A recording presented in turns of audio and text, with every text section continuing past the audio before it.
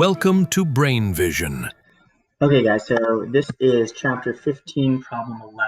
In this problem, we're given that three brothers own the only salon in a city, so therefore that salon is a monopoly.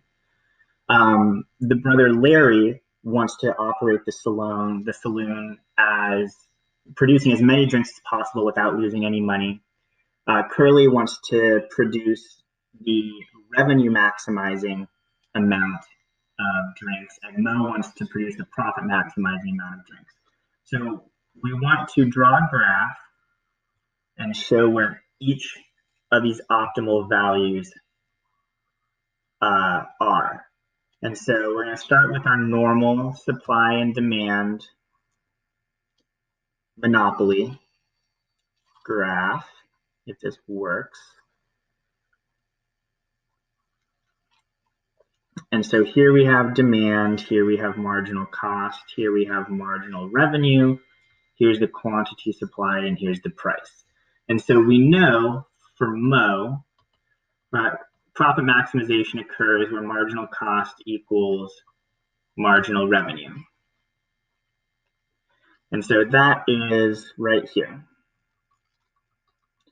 And so here's the P Mo's optimal price, and here's the Q Mo for Mo's optimal quantity.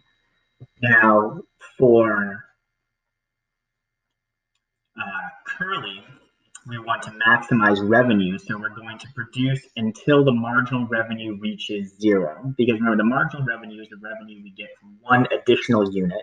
So as long as that revenue is positive, we're still going to be earning more money. And as soon as that revenue becomes zero, that's the revenue maximizing amount. So here is going to be the optimal price for Curly, and here's the optimal quantity for Curly. Now, to produce as many drinks as possible without losing money, you're going to produce drinks until your marginal cost is higher than the amount that you can charge for a drink. So that's going to be here where marginal cost crosses the demand curve. And so this is going to be the optimal price for Larry, and this is going to be the optimal quantity for Larry. So the way that I've drawn this, you can see that